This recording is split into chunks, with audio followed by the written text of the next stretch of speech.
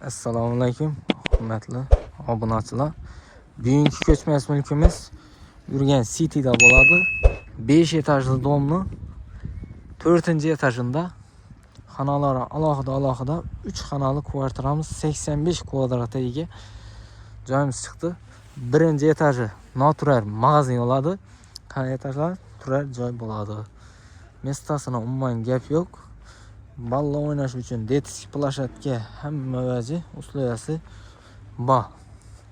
Joyimizda umuman gap yo'q. Qismlar ham ajoyib etib ishlangan. Bu yerda detskiy plashatkalari balla o'ynash uchun hamma narsasi bor. Domimizda gap yo'q. Yan tarafında 2 balkon tushgan.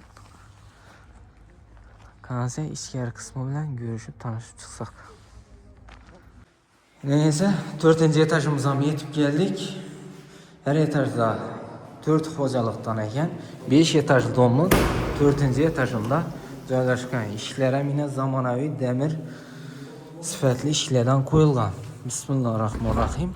Girsak, ichkariga girganlikning xonalari alohida joylashgan. Montajlari bo'lib turibdi. Suv, svet, gaz ham mavis girib turibdi. Joyimizning dokumentlar 100% tayyor. Girganimizdan chap qo'limizda hojatxonasi joylashgan. Sanuzel joylashgan bu yerda. Bu yon tarafda zali joylashgan. Kuxni, spanni joylashgan.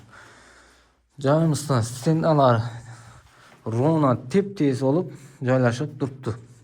Girganning sanuzeldan boshlaydigan bo'lsak, sanuzelimiz yine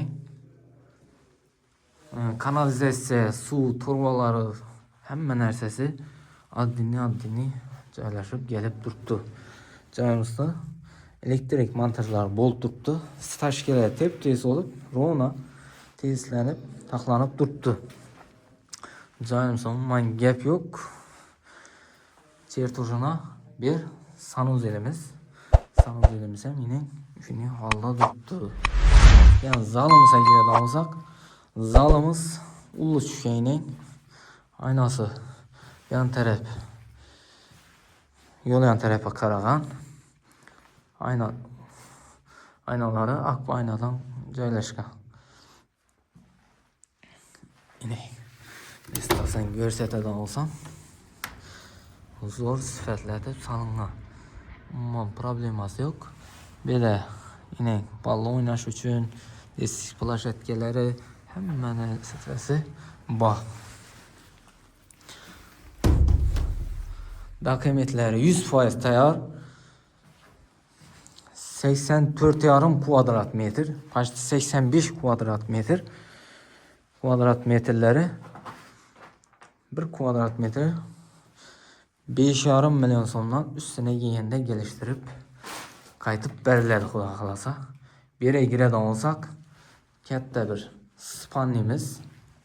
spannimiz aynalar ham ko'cha qismına qaragan. Bu yerda o'zini o'ynash uchun gazon, voleybol joyi ham mavjud. Bu yerda qurilishlar bo'lib turibdi. Avtobus ham yo'lga qo'yilgan. Bu avtobus marshrut hammasi kelib turibdi. Bu yerda hammasi toza xo'jalik, toza akkuratniy joyimiz.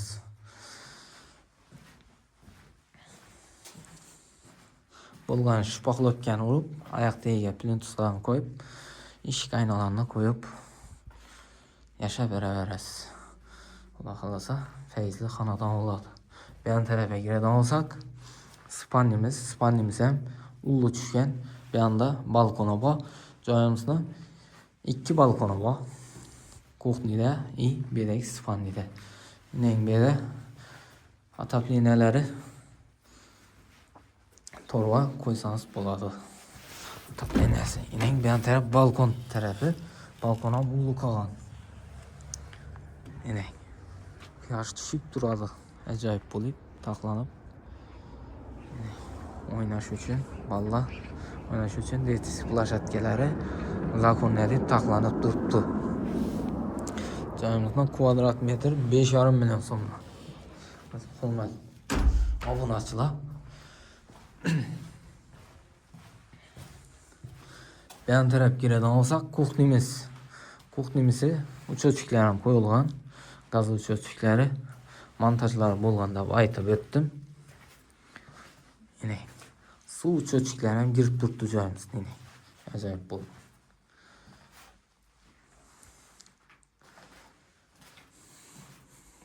Korobka so'rab bergan yurtdoshlari yarib qo'ying. Bundan joy kamdan kam chiqadi. Yine bellari ajoyib bo'lib turibdi. Bu yandan balkoni bor.